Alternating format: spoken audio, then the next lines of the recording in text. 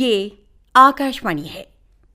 Aquarium की मछलियां आज प्रस्तुत है ज्ञान प्रकाश विवेक के मूल उपन्यास आखेट का ताबीर मिर्जा द्वारा किया गया ये हिंदी रेडियो नाट्य रूपांतर। तो लीजिए सुनिए नाटक एक्वेरियम की मछलियां।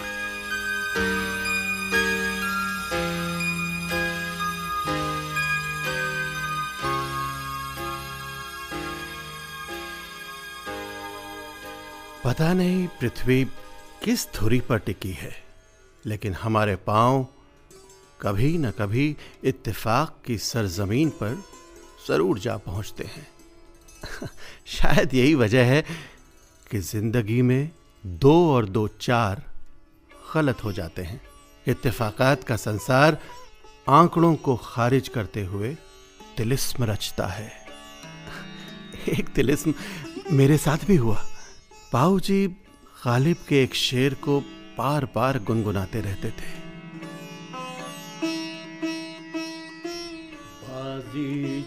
बाजी चाहे अतफाल है, दुनिया मेरे आगे, होता है शबो रोज तमाशा मेरे आगे। दुनिया कमोबेश बाजी चाहे अतफाल यानी बच्चों का खेल ही तो है। मैं अपने दोस्तों के साथ दिल्ली फिल्म देखने आया था और वक्त की उंगलियों ने तिलिस्म के खिरोशिये से एक खूबसूरत दृश्य बुन डाला।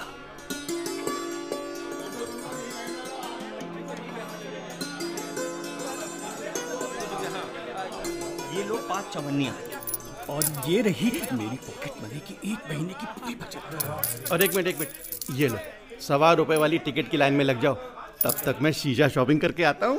अरे भाई, शॉपिंग कैसे करोगे? सारे पैसे तो तुमने फिल्म के लिए दे दिए। शीशा शॉपिंग में पैसे नहीं लगते, क्योंकि शीशे के शोकेस में रखे हुए परफ्यूम, पेन, टाई, शर्ट, जूते, घड़ियां हमारी हसरत भरी नजरों से घिस नहीं जाते। 12:30 पर फिल्म शुरू होगी। ठीक है, आ जाऊंगा टाइम से।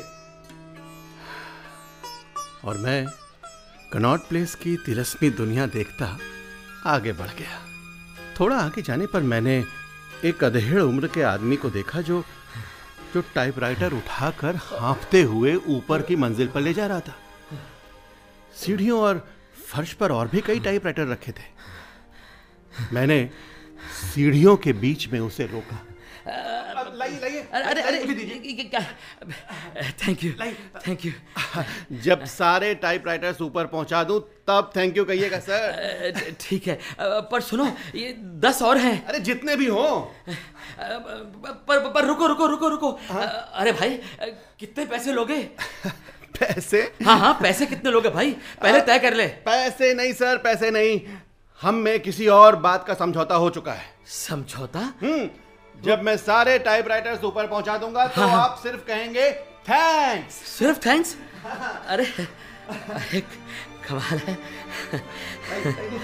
अरे ध्यान से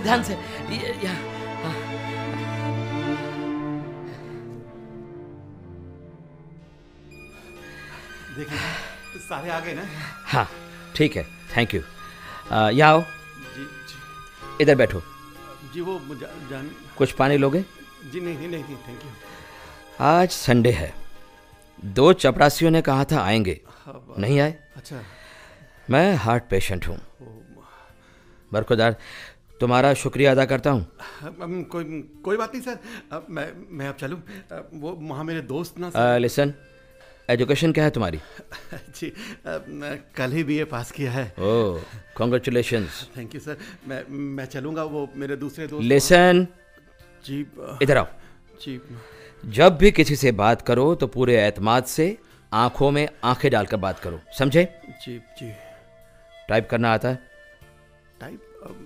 जी वो मेरे दोस्त वहाँ पे हैं। मैं जरा सवाल गंदुम जवाब चीना। मेरे सवाल का जवाब दो। मैं उससे कहना चाहता था, टाइप करना निहायत बोरिंग सा काम है। A कहीं होता है, B कहीं। कुछ दिन पहले मैंने बाबूलाल पेटी मास्टर से हारमोनियम सीखा था। जब उसे बजाता था तो ऐसा लगता था हारमोनियम लिए चंदा मांग रहा हूँ।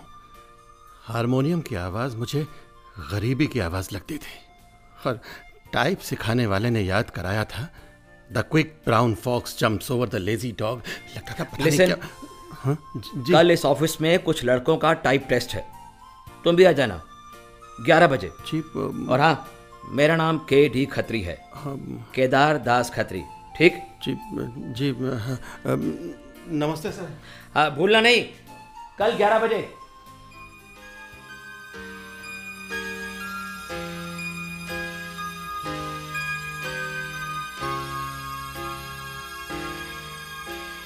मेरे बाबूजी रेलवे में थे। तनख्वाह छोटी, परिवार बड़ा, वर्तमान मुश्किल, भविष्य पुरखौफ। वो घर पर होते तो हम सब भाई बहन डरे खरगोश की तरह दुबके रहते, और बाबूजी के बाहर जाते ही पूरा घर हंगामा खेज हो जाता। पिताजी गए। लड़ाई झगड़ा हो हल्ला, कोई गाता तो कोई बजाता। एक दिन हम लोग एक चारपाई से दूसरी चारपाई पर ऐसे कूद रहे थे जैसे नहर पार कर रहे हों। अचानक चारपाई टूट गई, सब सहम गए। पिताजी आ गए, पिताजी आ गए। पिताजी ने टूटी चारपाई देखी, फिर हम भाई बहनों को देखा। हम सोचने लगे हाथों से मारेंगे या डंडे से, लेकिन उनके चेहरे पर फीकी सी मुस्कान थी। इकबाल का शेर है, तू बचा बचा के न रख इसे, तेरा आईना है वो आईना कि शकस्ता हो तो अजीज तर है निगाहें आईना साज में। वो खेडो खेडो, वो बच्चों खेडो खेडो, शाबाश है। शायराना फितरत हमारे बाबूजी की खास पहचान थी। गरीबी की कई सारी परतों को, उदासी के कई सारे रंगों को, पाकिस्तान की कई सारी यादों को, हिंदुस्तान के कई सारे नए अनुभवों को उन्होंने अपनी शायराना फितरत में छुपा रखा था। मुझे मालूम था मैं टाइपिंग टेस्ट नहीं पास कर पाऊंगा। बाबूजी ने समझाने का प्रयास किया था। उत्तर जी, उम्मीद एक दोस्त की तरह होती है। जब आप अकेले होते हैं तब भी वो आपके साथ होती है। बाबूजी की बातें चिंतक जैसी होती थीं। माँ की बात हम जल्दी समझ जाते थे। पुत्र, तू जा तो सही, हिम्मत रख, सब ठीक हो जाएगा। जाने तो दे उसको, देर हो रही है। हाँ माँ, हाँ हाँ।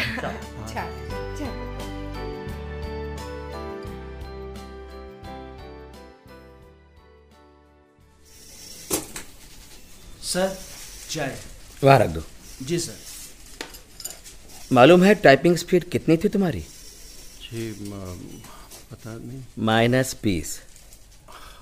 इसीलिए मैं टाइप टेस्ट देने नहीं आना चाहता था सर। और इसीलिए मैंने तुम्हारा वाला ट्रांसक्रिप्शन पहले से ही टाइप करके रख लिया था। जी। कम से कम ये चाय का कप तो खुद पी लो। जी। जी। तुम्हारा सिलेक्शन तो मैंने उसी दिन कर लिया था जिस दिन तुमने वो टाइपराइटर ऊपर पहुंचाए थे। जी, वो तो मामूली सी बात थी, लेकिन जज्बा बड़ा था। ये लो, तुम्हारा अपॉइंटमेंट लेटर है। नौकरी मुबारक हो। बट सर, मैं इस योग्य नहीं। बरखुरदार, हमें बेस्ट कैंडिडेट चुनने होते हैं और मैंने बेस्ट कैंडिडेट सिलेक्ट किया है। पर सर, तुम्हारे अंदर मुझे अपना बेटा नजर आया जो अब इस संसार में नहीं है। ओह, सॉरी सर। 2 साल पहले स्कूटर पर जा रहा था, बस ने हिट किया और 2 दिन बाद डेथ हो गई। अब तुम जाओ, अंबाला में इंश्योरेंस के दफ्तर में ज्वाइन कर लो। जी। मुझे लगेगा कि मेरा बेटा अंबाला में है। Thank you sir. You welcome.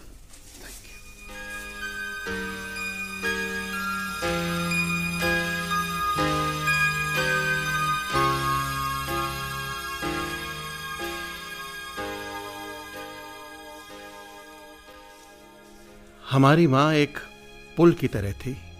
ये पुल कच्चे धागों का था या फिर दुख की पुरानी लकड़ियों का, पर वो पुल शायद इसलिए खड़ा था कि दुख उसकी ताकत थी। माँ दुख सहती, खुशियां बांटती थी। माँ ने अपॉइंटमेंट लेटर देखा और अदृश्य को इंगित करते हुए कई बार हाथ जोड़े। उनके सारे देवी देवता हवा, धूप, पानी, धरती, आकाश में निवास करते थे, जो अपनी अनुपस्थिति में उपस्थित थे। हे रब जी, तुहाडा लख लख शुक्र है, मेरे पुत्र दी नौकरी लग गई। हे बाबा जी, हे माता रानी, हे माता रानी, मेरे पुत्र दी नौकरी लग गई। उनकी आंखें सजल थी। उनकी आंखों में तैरता पानी उम्मीदों का जल था या फिर कोई सपना जिसने खुद को पानी जैसा कर लिया था।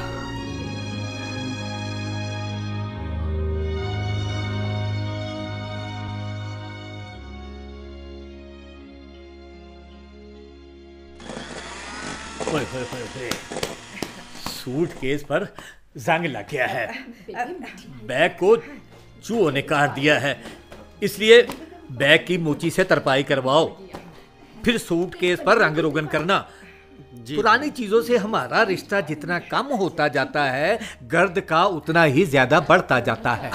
भाऊजी, पुत्र जी, ओ पुत्र जी, पंजीरी मठियां बना दी हैं और बेकरी से आटे वाले बिस्कुट भी बनवाए हैं। और ये थोड़े बैग च रखे ने। हाँ ठीक है। ये चिट्ठी लो, चिट्ठी जी, ये टंडन साहब के लिए है जी। बहुत नेक दिल इंसान हैं, काफी ऊंचे ओहदे पर हैं। पैरिज होटल में उनका कॉटेज है। उनके होते हुए तुम्हें अंबाले में किसी तरह की कोई परेशानी नहीं हो सकती। भाई आखिर वो हमारे हम वतन है। महमूद कोट में हम दोनों के घर आस पास थे और हमारे दिल आज तक पास पास हैं। हाँ जी। अरे भाई ट्रेन का टाइम हो गया है, जाओ जाओ पुत्र जी, अपना ख्याल रखना। जी जी जी जी बाबूजी, पैरी पड़ा। चिट्ठी पत्र लिखते हैं ना। बहनें पानी का भरा लोटा लिए खड़ी थी। तीनों भाई एक एक नग उठाए थे। माँ आंखों में आंसुओं को उठाए दूर तक मुझे जाता देखती रही।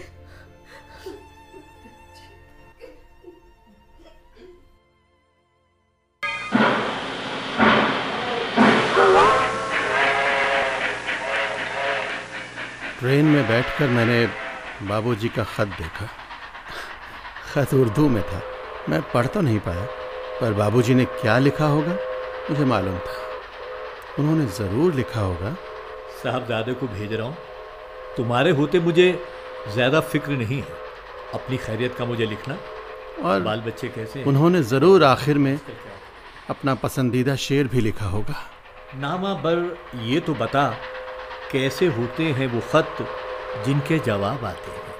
मैं टंडन साहब के बारे में सोचने लगा। बाबूजी ने बताया था कि पार्टीशन के दौरान टंडन फैमिली को पाकिस्तान से बचा कर लाने में उन्होंने खूब मदद की थी और फिर दोनों करनाल कैंप में भी साथ साथ रहे थे। मैं जानता था कि टंडन साहब उनकी बात को ठुकराएंगे नहीं।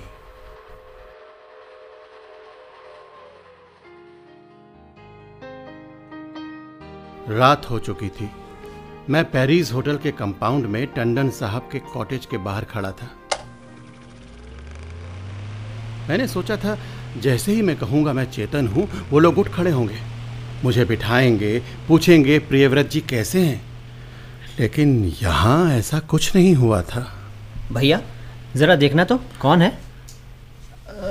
सामान से लदा खच्चर, हाथ में सूटकेस, दूसरे में बिस्तर बंद, एक रैक्सीन बैग को कंधे पर लटका रखा है। जनाब आप कहाँ से आए हैं? जी मैं प्रियव्रत जी का बेटा हूँ। प्रियव्रत? कौन प्रियव्रत? अच्छा, आप प्रियव्रत जी के बेटे हैं? आइए आइए ना, बैठिए। I am sorry. उनकी बेटी बड़े सलीके से पानी का गिलास प्लेट में रख कर लाई। प्लीज पानी ले लीजिए। फिर वो मुझे देखने लगे थे सशंकित से। देखिए हम सबको कहीं जाना है, आप अपने आने का पर्पस बताइए जी जरा जल्दी। वो मेरे पिताजी ने ये चिट्ठी टंडन साहब के लिए भेजी थी। चिट्ठी? दिखाइए। ओह, देखो, ये तो उर्दू में है। ओह, वी आर सॉरी, ये तो उर्दू में है।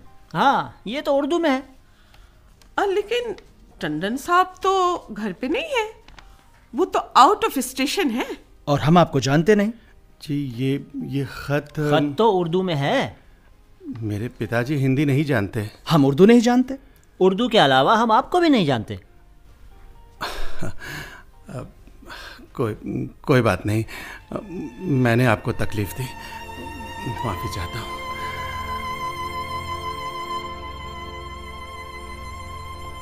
मैं उठ खड़ा हुआ। उन चारों में लड़की ज्यादा संवेदनशील थी। मेरे बाहर निकलते ही वो भी बाहर आई, मेरे पीछे पीछे। प्लीज बैठिए ना, बैठिए आप। जी, हम कोई सॉल्यूशन निकालते हैं। आप यहाँ किस लिए आए हैं? वो नौकरी ज्वाइन करने आया हूँ इंश्योरेंस कंपनी में। किसी को जानता नहीं यहाँ। बाबूजी ने टंडन साहब के नाम देखिए, ऐसा करते हैं कि ये सामने वाला कॉटेज कुछ दिन के लिए खाली है, तो फिलहाल आप वहाँ ठहर सकते हैं। जी, थैंक यू।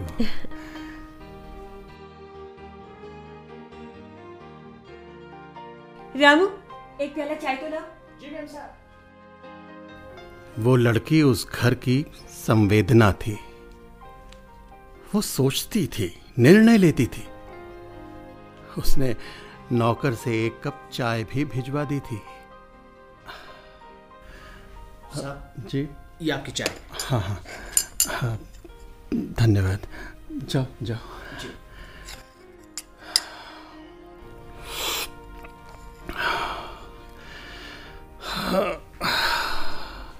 चलो, रहने की जगह भी हो गई, मगर हाँ, टंडन साहब से मुलाकात नहीं हुई। टंडन साहब से मिल लूं तो अच्छा रहेगा। बाबूजी को भी बता दूंगा कि उनसे मिल लिया।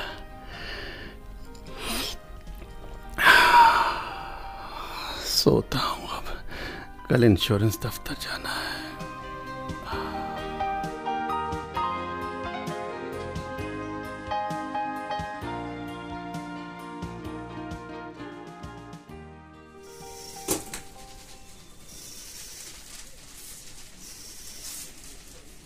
दूसरे दिन मैं सुबह सुबह इंश्योरेंस कंपनी के दफ्तर जा पहुंचा। अजीब सा माहौल था वहां का। कोई सीधे मुंह बात नहीं कर रहा था। बाद में पता चला था कि ऊपर की लॉबी वहां किसी आउटसाइडर को नहीं आने देना चाहती थी। नरेश कुमार जी? हाँ, यही हैं जो ज्वाइन करने आए हैं। अच्छा, तो आप हैं? जी। अरे भाई, यहाँ स्टाफ पहले से सरप्लस है। हमारी रिक्वायरमेंट पूछी नहीं जाती और भेज दिया आपको। बिल्कुल। अब हम क्या करें आपका? चलो सोचते हैं, सोचते हैं, कुछ ना कुछ तो करना ही। हाँ, कुछ तो सोचना ही पड़ेगा इनके बारे में। चलिए, लगा देते हैं काम पर 4-5 दिन। देखते हैं कैसा काम करते हैं। अरे, तरकीब नंबर 5 लगाते हैं। नहीं, मेरे ख्याल में फॉर्मूला नंबर 8 ठीक रहेगा इनके लिए। वही जो इस्तेमाल किया था पहले भी। जैसा तुम ठीक समझो। वहीं बिठा देंगे। ठीक है। जनाब, आप ऐसा कीजिए, जरा सामने बैठ जाइए, हम विचार करके आपको बताते हैं। नरेश कुमार वहां के ऑफिस सुपरिंटेंडेंट थे। 2 और ऑफिस सुपरिंटेंडेंट भी हैं, महेश कुमार और सुदेश कुमार। तीनों वहां के थिंक टैंक थे। कई बार ना थिएटर होता है, ना कॉस्ट्यूम, ना सूत्रधार, लेकिन नाटक चलता रहता है। और हमें बाद में मालूम होता है कि हम नाटक देख रहे थे।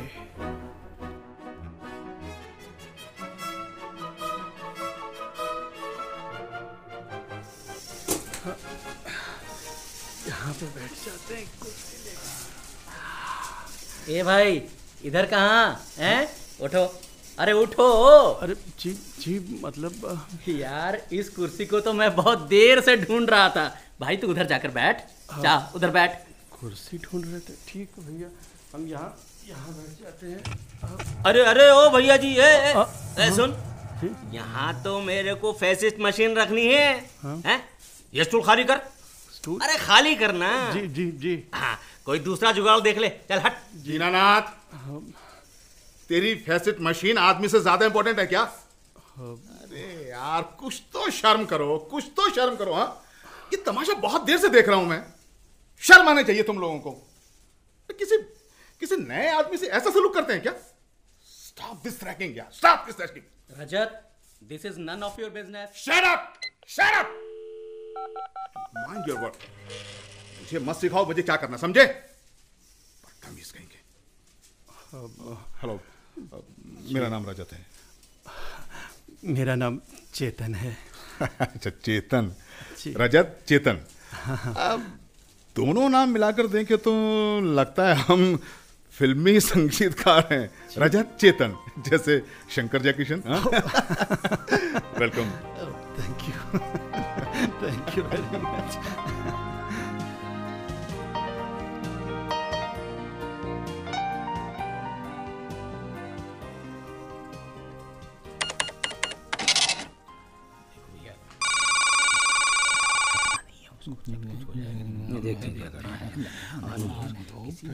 तीनों कुमारों के सिर इतने पास थे कि ऐसा गुमान होता था कि जैसे 3 सिर वाला कोई आदमी बैठा हो, जिसके 6 कान, 6 आंखें और 3 दिमाग थे।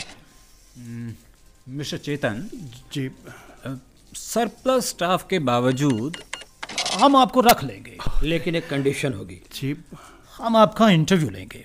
जी, लेकिन मेरा इंटरव्यू तो दिल्ली में हो चुका है। लेकिन जॉब तो आपको अंबाला में करनी है ना? तो अंबाला के कायदा कानून मानने पड़ेंगे। बिल्कुल। लेकिन जैसा शब्द आपके इस्तेमाल के लिए नहीं है। हाँ? क्योंकि ये शब्द डिबेट की शुरुआत करता है, जिसकी हम परमिशन नहीं देते। Mister Chetan, interview is must.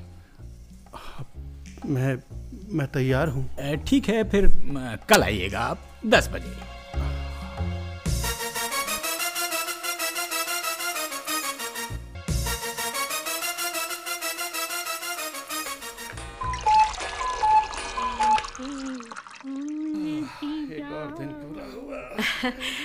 Hello. नमस्ते जी। मेरा नाम विद्या टंडन है। कल तो नाम शाम की ज़रूरत ही नहीं पड़ी। अच्छा, कैसी रही आपकी जॉइनिंग? बहुत ख़राब। क्यों? कल फिर इंटरव्यू है। तो इंटरव्यू एक तरकीब है मुझे बाहर करने की। आपका नाम क्या है? चेतन। चेतन यानी जड़ता का विलोम। जी। एक बात कहूँ चेतन? जी। मरने से पहले जो लोग मरने की तैयारियों में लग जाते हैं ना, वो मुझे बिल्कुल नहीं अच्छे लगते। आपको दफ्तर की पॉलिटिक्स का पता नहीं है। आप इंटरव्यू में फेल हो गए, नौकरी नहीं मिली, तो क्या आप आत्महत्या कर लेंगे? नहीं, बिल्कुल नहीं। यही तो, अपनी प्रॉब्लम को लार्जर देन लाइफ मत बनाइए। समझ गया। अच्छा, मैं ये भी पूछने आई थी कि आपको और कुछ चाहिए तो नहीं? जी नहीं, थैंक यू। श्योर? श्योर।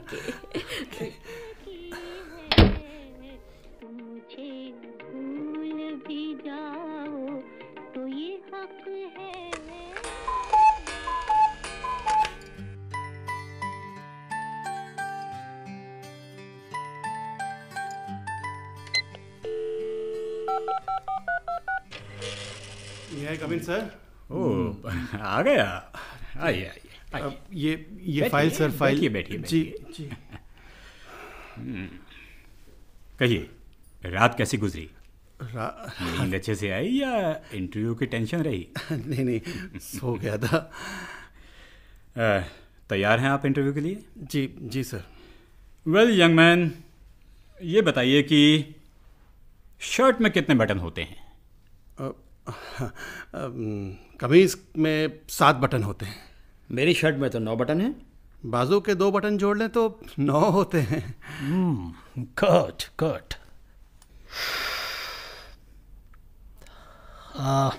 मेरी सिगरेट पर कोई comment? Injurious to health. Very old comment. एक सिरे से सिगरेट जलती है, दूसरे से पीने वाला। और कुछ? सिगरेट और जिंदगी दोनों का अंत एक जैसा होता है। सिगरेट राख हो जाती है, जिंदगी के बाद भी यादों की राख रह जाती है। गुड गुड से मिले, गुड से मिले। इसमें गुड क्या है? वेल, आपकी योग्यता? बीए मार्कशीट फाइल में रखी है। जितना पूछा जाए उतना जवाब दीजिए मिस्टर चेतन। जिम्मेदारी क्या बोझ है? बोझ निकम्मापन है। जिंदगी भर हम क्या करते हैं? संघर्ष। अकेलापन क्या है? मन की अवस्था। दुख क्या है? एक अनुभूति। और सुख? सिर्फ छल। युद्ध से हमें क्या मिलता है? विस्थापन। आज का सबसे बड़ा संकट? असुरक्षा का। अच्छा मिस्टर चेतन, अगर आपको रख लिया जाए तो सबसे पहले आप क्या करेंगे? अटेंडेंस रजिस्टर में अटेंडेंस मार्क करूंगा sir. Good, very good. Hello, चाय भेज दो। चाय किस लिए? आने दो, आने दो। अभी इंटरव्यू चल रहा है। अरे कोई बात नहीं, चाय आने दो। हाँ mister Chetan, you are brilliant. आप कल से ज्वाइन कर सकते हैं। कल से? आज से नहीं sir. Too smart. Thank you sir, thank you, thank you very much.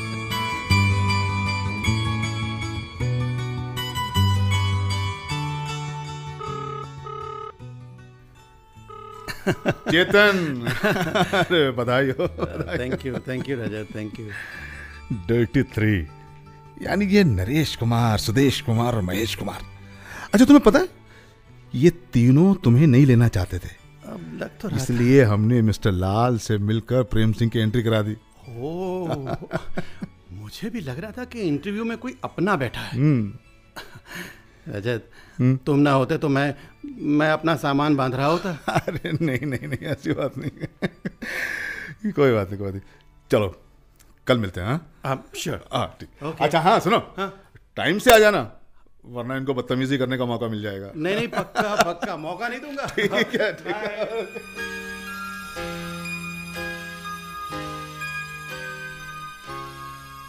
Joining के 15 दिन बाद तक किसी ने मुझसे बात तक नहीं की। फिर एक दिन अचानक एक आदमी ने इतनी जोर से पीठ पर हाथ मारा कि लगा रीढ़ की हड्डी टूट गई। अरे तू नहीं बोलता है? अरे मन ने सोची जरा सी पीठ थपक कर जगा दूं। सो रहा था यो, सो रहा था। ठीक है, मैं भी जगाता हूं तुम्हें। ये चेतन, 10-10 के 5 नोट होंगे तुम्हारे पास? नहीं है तो बाहर से ला दो। ये लो 50 का नोट। अरे ला दो प्लीज।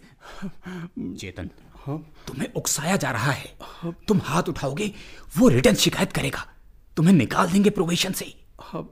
Thank you. ला दो प्लीज चेतन, जल्दी से। जी अभी लाता हूँ सर। हाँ मैं अपने कमरे में हूँ। जी।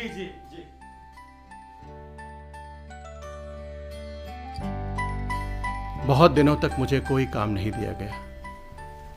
उपेक्षाओं के काले समंदर में मुझे एक जहाज तब नजर आया जब जनरल मैनेजर मिस्टर आनंद ने मेरा नाम पूछा और यह भी पूछा कि मुझे क्या काम दिया गया है। फिर एक दिन 4 रजिस्टर मेरी टेबल पर रख दिए गए। मुझे टोटल करने थे, हर पेज का टोटल, फिर 30 दिन का टोटल, फिर ग्रैंड टोटल। उन्हें पता था मैं गलतियां करूंगा। ये उबाऊ काम था, फिर भी मुझे करना था, सो करता गया। इधर आ काके, ओए आला फाड़, ओए इसकी डीपीएस तैयार कर।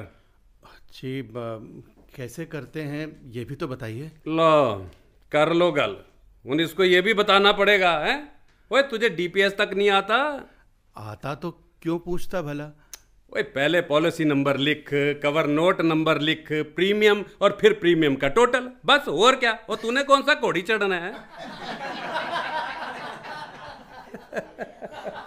पूछो यार।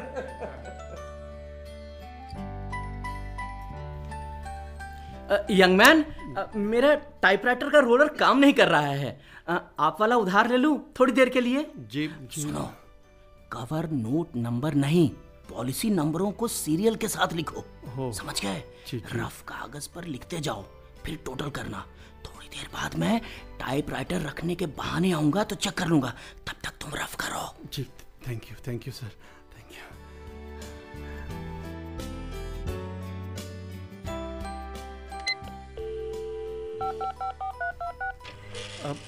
सर ये लीजिए। दिखा। देखिए सर। ओए होए ओए, कर देता ना तूने बेड़ा गर्क हैं? ओए गोबर गणेश, वो क्या बना के लाया तू? पकड़ से बना दोबारा। आप कवर नोट हाथ में दे सकते थे, आपने फर्श पर क्यों फेंके? ओ मैंने जो तुझे कहा है ना, दोबारा बना के ला। कवर नोट उठाइए गुप्ता जी। ओए ओए गल सुन, तू मुझे ऑर्डर दे रहा? नहीं, गलती का एहसास करा रहा हूं। और तू कराएगा मुझे गलती का एहसास? और तू कराएगा? है? वही अपनी औकात देखिए तूने। गुप्ता जी, ऑफिस डॉक्यूमेंट्स आपने फेंके हैं, आप उठाएंगे? ओ जा, नहीं उठाता, कर ले जो करना। नहीं उठाएंगे आप? कॉमरेड्स, एक मिनट इधर आइए सब, इधर आइए सब। मैं अभी यूनियन की तरफ से रीजनल मैनेजर को लेटर भेजता हूं कि यहां मिस्टर गुप्ता द्वारा ऑफिस डॉक्यूमेंट्स नष्ट किए जा रहे हैं। लाल साहब क्या कर रहे हो आप?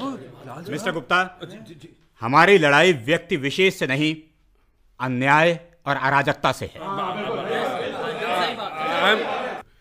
अरे लाल साहब जरा इधर आइए। आई एम सॉरी लाल साहब, वेरी सॉरी।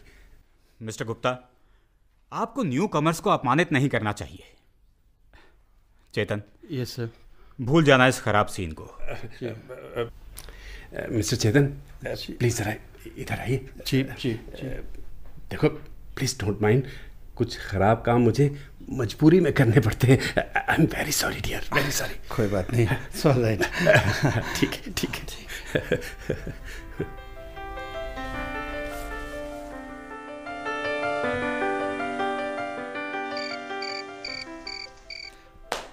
और साहब जल्दी कीजिए थोड़ा, ये कॉटेज जिन अफसर को अलॉट हुआ है, उनका सामान आ गया है। हाँ कर रहा हूँ। लो विद्या बीबी जी भी आ गई हैं।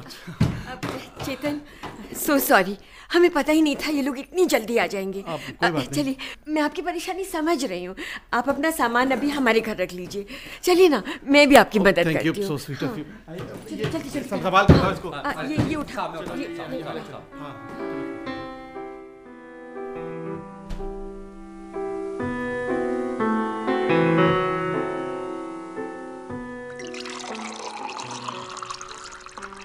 हाय रजत। अरे चेतन, आओ। रजत, एक प्रॉब्लम आ गई है यार। रहने को जगह चाहिए। हाँ, लेकिन तुम कैसे जानते हो? अरे यार, ये कोई ज्योतिष का कमाल नहीं है भाई। पेरिस होटल का मतलब यही था कि अब तक दिहाड़ी पर थे। तो कोई कमरा दिलाओ ना भाई। अगर आप चाहें तो इस खाकसार के रूप पार्टनर बन सकते हैं। श्योर? हाँ। लेकिन देखो, दफ्तर में कभी किसी को नहीं मालूम होना चाहिए कि हम दोनों दोस्त हैं। मंजूर? हाँ, और एक खास बात, जितना खुश नजर आ रहे हैं ना, वो भी ठीक नहीं है। हाँ? क्यों? अरे भाई, हमेशा दयनीय नजर आओ, हमेशा, क्योंकि ये तीनों कुमार हमको इसी रूप में देखना चाहते हैं भाई। धन्यवाद, याद रखूंगा तुम्हारी। बिल्कुल।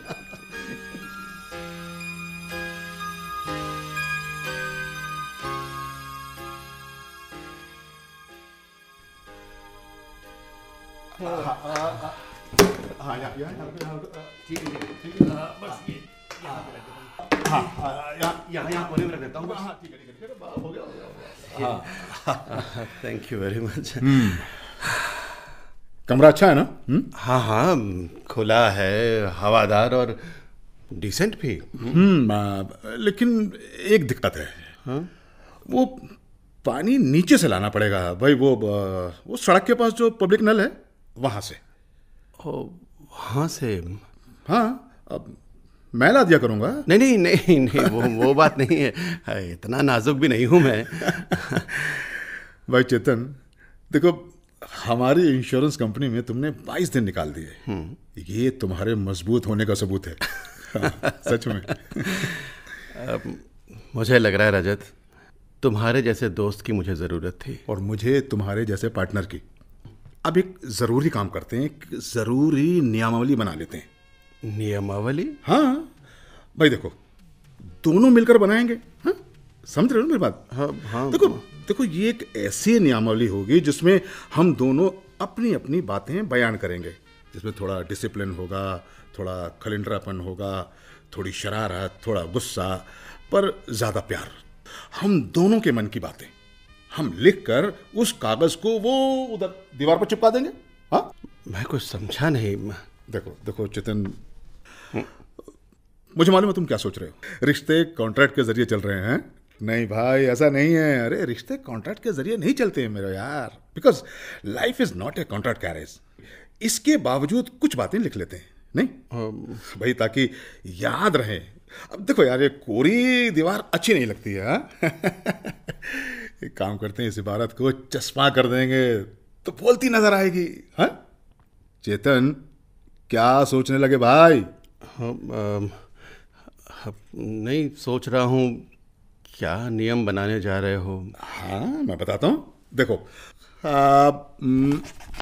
पहला नियम, आप और तुम के संबोधन जो है ना बहुत फॉर्मल होते हैं, इसलिए हम एक दूसरे को तू कहकर बुलाएंगे, ठीक है? हाँ, अच्छा रहेगा। हाँ, और जब तक हमारी निभेगी हम साथ साथ रहेंगे। आपस में तकरार होने लगेगी तो भाई हम में से कोई कमरा छोड़ देगा। क्यों? नहीं, ऐसा कभी नहीं होगा, मुझे तो नहीं लगता। चेतन, लेकिन मैं सोचता हूं भाई कि संसार में कुछ भी हो सकता है। आज जो हमें अच्छा लग रहा है तो हो सकता है कल खराब लगने लगे। रजत, तुम डरा रहे हो मुझे। चेतन, बहुत बड़े बड़े समंदर पार कर जाते हैं, लेकिन छोटी सी चट्टान से टकराकर डूब जाते हैं। ये तर्क किसी फिलोसफर के विचार जैसा है। देखो भाई, एक बात और, हमारे बीच संवादहीनता नहीं रहेगी।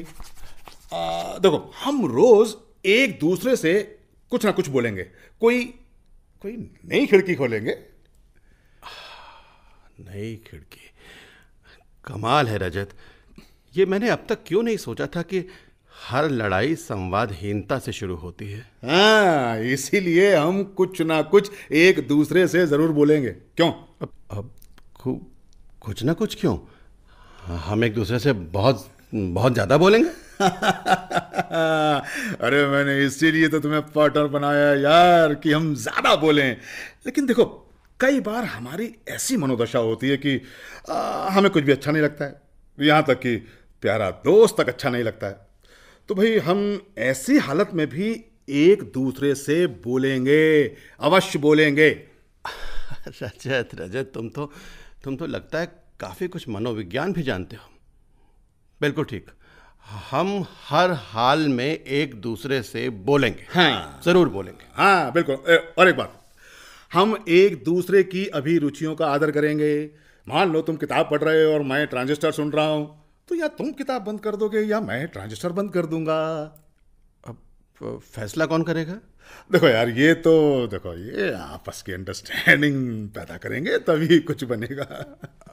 अंडरस्टैंडिंग के पड़ोस में मिसअंडरस्टैंडिंग भी रहती है। सुनो सुनो सुनो सुनो सुनो भैया, साथीपन का मतलब है कि हम थोड़ी सी त्याग की भावना भी रखेंगे। क्या समझे? तुम्हारी फीलिंग का मैं अभिवादन करता हूं भाई। हाँ, लेकिन एक बात और।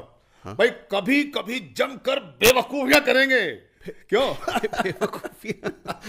मतलब यार, खूब नाचेंगे, गाएंगे, उर्दंग करेंगे। क्यों? बिल्कुल करेंगे। फिर तो फिर हो जाए अभी से। हाँ जरूर, क्यों नहीं। चलो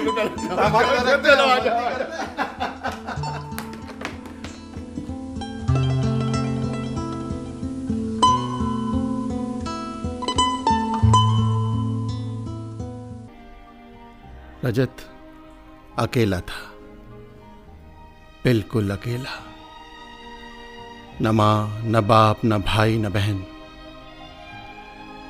एक बस दुर्घटना में सब मारे गए थे। चाचा ने पाला और बस वही उससे प्यार भी करता था। बाकी परिवार ने दी हिकारत, उपेक्षा, तिरस्कार और कष्ट। पूरी तरह संवेदनहीनता का शिकार। साथ के नाम पर थी बस अपनी पदचाप। फिर एक दिन रजत की आंखों में सपने देखने वाला चाचा जिंदगी से हार गया। जिंदगी से हारे लोग पहले अपने सपनों को मरता देखते हैं और फिर खुद मर जाते हैं। रजत ने मुझे बताया, वो बुरे दिन थे, लेकिन सबसे बुरा दिन वो था जब चाची ने मुझसे कहा, मुस्टंडा हमारे टुकड़ों पर पल रहा है। उसने मेरे दिल पर ही नहीं, मेरी आत्मा पर वार किया। मेरी जेब में 8 रुपए थे जब मैं घर से निकला। 8 रुपए 6 दिन चलाए मैंने। कभी दोपहर को भूखा रहा तो कभी रात को। 6 दिन बाद जेब में सिर्फ एक चवन्नी थी और पेट में कई दिन की भूख। मैं एक बेकरी के सामने खड़ा मर्तबान में रखे बिस्कुट देख रहा था। वो सारे बिस्कुट खाना चाहता था मैं, लेकिन वो चवन्नी नहीं खोना चाहता था। फिर पता नहीं क्या हुआ, मैं हाथ में मर्तबान लिए बेतहाशा भागता रहा और पीछे शोर मचा।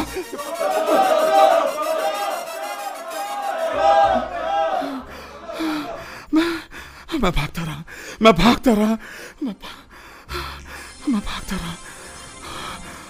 भागते मैं गली में जाकर खड़ा हुआ, लेकिन तभी मकान का दरवाजा एक लड़की ने खोला। अंदर आ जाइए। हाँ, यहाँ बैठकर खाइए इत्मीनान से। कोई कुछ नहीं कहेगा।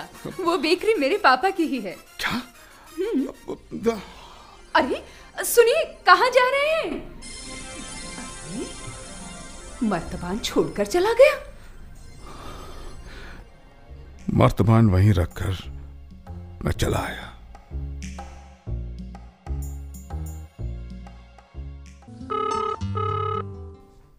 अरे सुनो, हाँ, सीबीआई की रेड पड़ी है।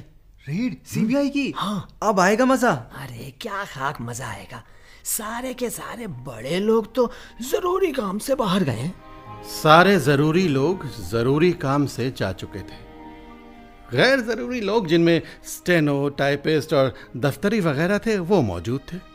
उनमें मैं भी था और मुझे ये देखना अच्छा लग रहा था कि ताकत कांच का वो आवरण है जिसे एक ना एक दिन टूटना ही होता है।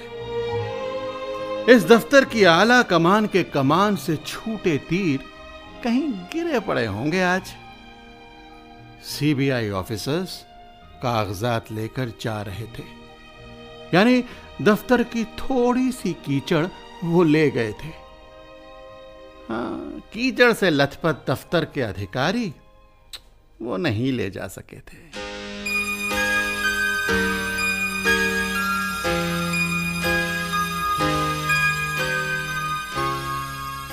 7 साल गुजर गए, पूरे 7 साल। मुड़कर देखता हूं तो लगता है बहुत लंबी यात्रा थी। वो सब कल ही की तो बात थी। तनाव, इंटरव्यू, उपेक्षा, हिकारत। उसी उपेक्षा ने मुझे शक्ति दी थी। मैं दफ्तर में अकेला था, लेकिन मैं सोचता था कि जिंदगी में कुछ कमाल करने वाले अकेले ही होते हैं। भीड़ हमेशा भेड़ों की होती है, बाज अकेला उड़ता है। और फिर मेरे साथ रजत भी तो था। लेकिन एक दिन अचानक उसका तबादला कर दिया गया। वो दिन, पहले प्रेम जैसे दिन, जो कभी खिड़की बन जाते और मैं उसमें वक्त के उड़ते परिंदे देखता। वो दिन मेरी जिंदगी के आईने में किसी अक्स की तरह उभरते मिटते दिन। वो दिन पांव के तलुओं में चिपके च्युइंगम की तरह के, किसी अनाथ बच्चे की उंगली जैसे, फूल की पत्ती पर ओस के घर जैसे, कभी इतने तनाव भरे जैसे जख्मों पर नमक, कभी इतना सताते जैसे उंगली का उखड़ा नाखून, जैसे मदारी का डमरू, जैसे जमूरे की बेबसी, जैसे भिखारी का कशकोल, जैसे वीरान टीले की मुल्तानी काफी। 7 सालों के दौरान बहुत कुछ बदला। समय बदला, समाज बदला, लोग भी बदले, लेकिन हमारी इंश्योरेंस कंपनी का मिजाज वही रहा, तल्ख और तनाव भरा। इसके बावजूद यहां अच्छा भी लगता था, क्योंकि यहां खुद को बचाए रखने का संघर्ष भी शामिल था। रजत के तबादले के कुछ दिनों बाद एक खास आयोजन किया गया, जिसका मकसद मैनेजमेंट और स्टाफ के बीच गैप को कम करना था। और कन्हैया कैसे हैं? भाई बहुत खूबसूरत पार्टी है। वो सर्द शाम दिलकश थी। उत्तेजना और मस्ती भरी शाम में जश्न का माहौल था। मेहमानों की आमद के दौरान एक सुंदर लड़की हॉल में दाखिल हुई। वो विद्या टंडन थी। सोचा अब उठकर जाऊं, लेकिन कुछ सोच कर बैठा रहा। उसके साथ एक स्मार्ट, गोरा चिट्टा, सूटेड बूटेड नौजवान था। वो लोग मेरी ही तरफ आ रहे थे। हेलो चेतन, आप हैं शेखर, मेरे वो कि आगे भी तो कुछ हूँ। ओह, यानी मैं इनका मंगेतर हूँ। ओह, हेलो। फिर उसने मुझसे हाथ मिलाया, जैसे कोई बड़ा आदमी छोटे आदमी से मिलता है। मैं जानती थी चेतन यहाँ होंगे, रियली। सबकी अपनी जगह निश्चित होती है। इतने बड़े संसार में हम सबको एक कोने की तलाश होती ही है। शुक्र है आपको अपना कोना मिल गया। वो दोनों हाथों में हाथ दिए आगे बढ़ गए। मैं स्मृतियों के टूटे पत्तों पर अकेला खड़ा था। तभी लंबे कद वाले एंग्लो इंडियन वायलिन नवाज ने माइक पर आकर कहा, दोस्तों, मैं यहाँ आए सभी नौजवानों का खैर मकदम करता हूँ और आपसे एक नई धुन बजाने की इजाज़त चाहता हूँ। देखिए, ये थोड़ी अलग तरह की धुन है। यादें, उम्मीदें, उदासियाँ, पुराने वक्तों के साए और गुजर चुके लम्हों को पकड़ने का तस्वुर। मैं उसी तस्वुर को संगीत के जरिए पकड़ने की कोशिश करूँगा।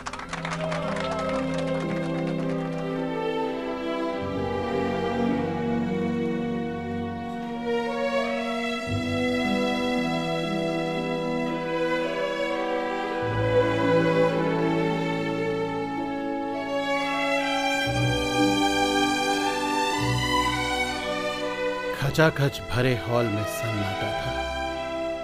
बस वायलिन की तान थी। ये स्मृतियों में खो जाने और अकेले होते जाने का समय था।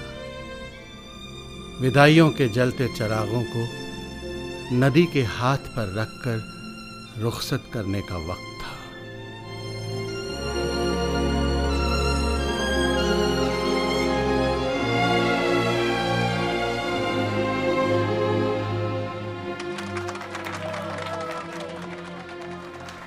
Attention please, attention please. General manager Anand साहब कुछ कहना चाह रहे हैं। आज आप कहेंगे, मैं सुनूंगा। मन की बात कहिए निडर होकर। मैं दफ्तर को एक फैमिली बनाना चाहता हूं। जी कहिए। जी मैं कुछ कहना चाहूंगा। अरे मत कहो। अरे क्यों कह रहे हो कुछ? रहने दो। मेरी बात सुनिए। हम हर साल पुराने कैलेंडर फेंक देते हैं, इस साल भी फेंक देंगे, लेकिन क्या हम अपने मन की ईर्ष्या, द्वेष, कुटिलता और राजनीतिक समीकरण फेंक पाए? यहां कुछ लोग मनुष्यों जैसे लगते हैं लेकिन हैं नहीं, और वो कुछ और हैं जो शेष सबको तनाव में रखना चाहते हैं। मेरी उनसे गुजारिश है कि वो स्वयं को बंद कमरों जैसा न बनाएं।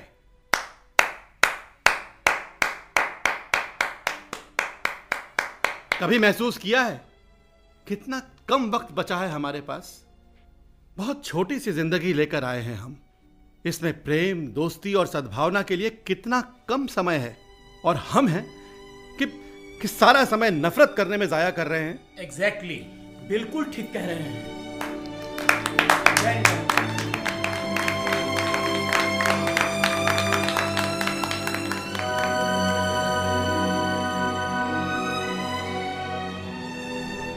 जी सूरी साहब। भाषण अच्छा था तुम्हारा, लेकिन गैर जरूरी था। जी भाई, आप किसके आगे इतनी अच्छी बातें कर रहे थे? हैं? अरे मैथमेटिक्स की किताबें हैं वो लोग, जज्बात का वो दूसरा मतलब निकालेंगे। अरे ये भी तो देखा होता कि समझदार लोग चुप रहे। अच्छा, चलता हूं। नरेश कुमार इधर ही आ रहा है। क्या समझते हो तुम अपने आप को? तुम सिर्फ क्लास 3 एम्प्लॉय हो और हमें प्रवचन दे रहे थे। ये हम सब की शराफत थी कि तुम्हें सुनते रहे, और अब आप हमेशा सुनते रहेंगे। I will see you. Okay, see me later.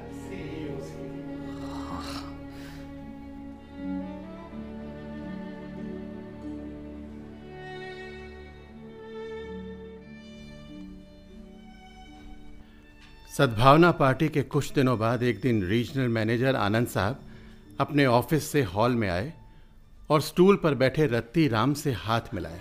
अरे भाई रत्ती राम, कैसे हो?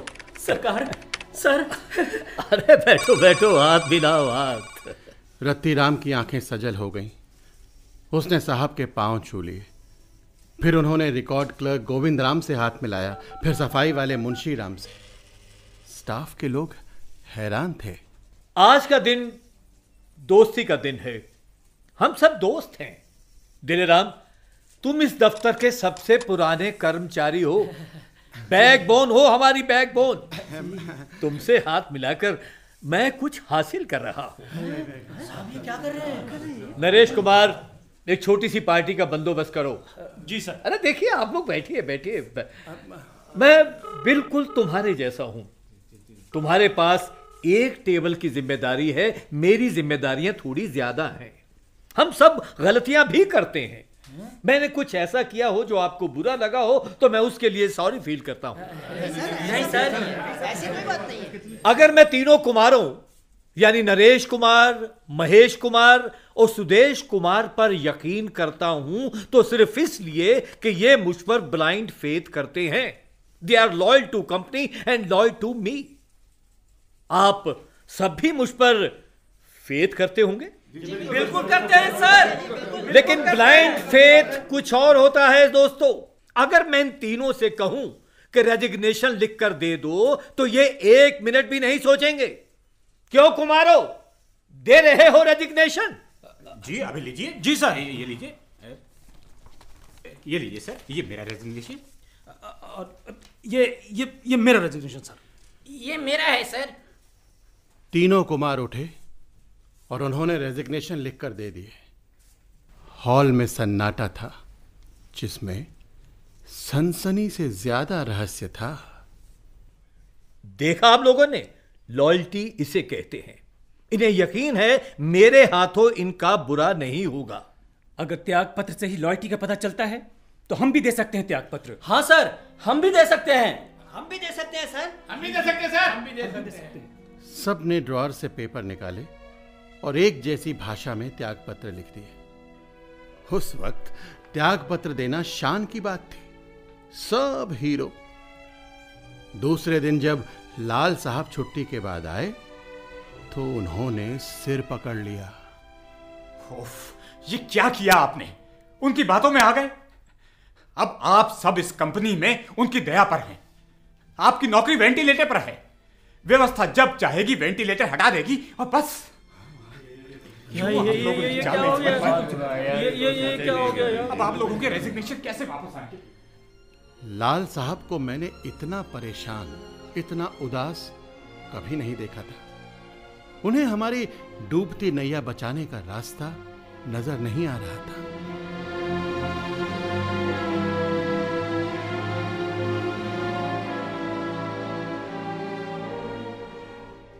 आनंद साहब, अगर आप मेरी बात मान लें तो अच्छा होगा। तो लाल साहब, आप चाहते हैं मैं सबके रेजिग्नेशन वापस कर दूं?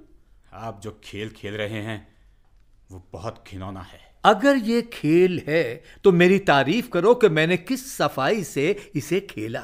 जिन्होंने त्याग पत्र दिए हैं गुड फेथ में दिए हैं। क्यों वापस करूं?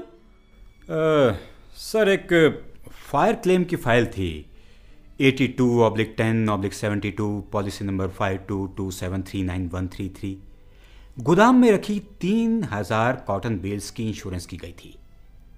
लेकिन आग लगने के बाद बैक डेट इंश्योरेंस। सर, आप फाइल देखना चाहेंगे?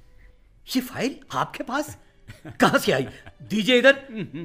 ऐसे नहीं, डील कर लेते हैं। सबके रेजिग्नेशन वापस कर दीजिए, वरना इस बार सीबीआई से नहीं बच सकेंगे। धमकी दे रहे हो? नहीं, हम आपकी रिस्पेक्ट करते हैं। निवेदन समझ लीजिए आप। आनंद साहब, सब आपसे डरते हैं, लेकिन कितना डराएंगे? इतना डर काफी है। ये लीजिए सारे त्याग पत्र। मेहरबानी। और वो फाइल? ये लीजिए। है? क्या हुआ? ये तो खाली है। हमारे बीच ये खेल तो चलता ही रहेगा। बाय। अच्छा था। अच्छा क्या, बहुत अच्छा था शतरंज का ये खेल। लेकिन आपकी ये चाल आखिरी नहीं थी। अगली चाल मेरी है। यानी? इन त्याग पत्रों में प्रेम सिंह, महेश कुमार और चेतन के त्याग पत्र नहीं है, क्योंकि वो एक्सेप्ट किए जा रहे हैं।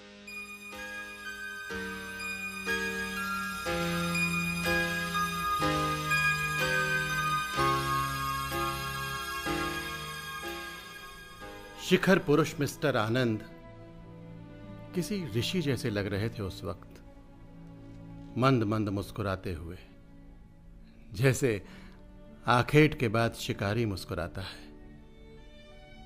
जाते जाते लाल साहब ने कहा, आनंद साहब, बैक डेट इंश्योरेंस की जो फाइल मैंने आपको दी थी वो खाली थी, लेकिन जरूरी नहीं है कि सीबीआई को भेजी जाने वाली फाइल खाली हो।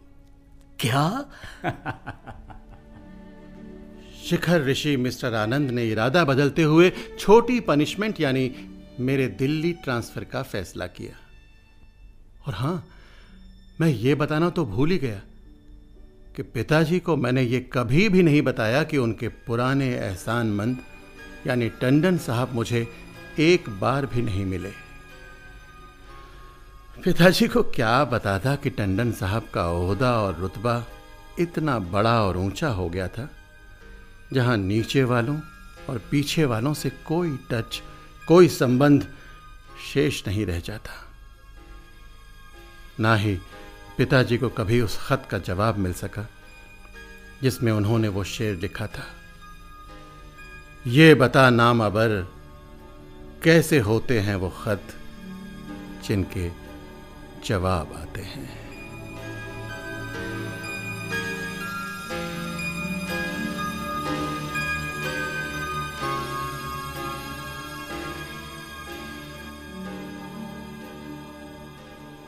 एक्वेरियम की मछलियां। अभी आप ज्ञान प्रकाश विवेक के मूल उपन्यास आखेट का ताबीर मिर्जा द्वारा किया गया ये हिंदी रेडियो नाट्य रूपांतर सुन रहे थे। नाटक के निर्देशक थे दानिश इकबाल और प्रस्तुति सहायिका थीं विजय लक्ष्मी। नाटक में भाग लेने वाले कलाकार थे योगेंद्र टिक्कू, कीमती आनंद, अशोक मलकानी, किशोर सहजानी, सुरेंद्र सागर, राजेश आहूजा, दिनेश वर्मा, S.M. शरीफ, M.H. नियाजी, संजय वर्मा, प्रवीण शर्मा, अशोक कुमार अनुराग, अरविंद भारद्वाज, अरुण कोचर, रीना शुक्ला, गीता वर्मा, ममता मलकानी, नीरू अग्रवाल और माला कुमार। ये नाटक केंद्रीय नाटक एकांश द्वारा आकाशवाणी के दिल्ली केंद्र पर तैयार किया गया।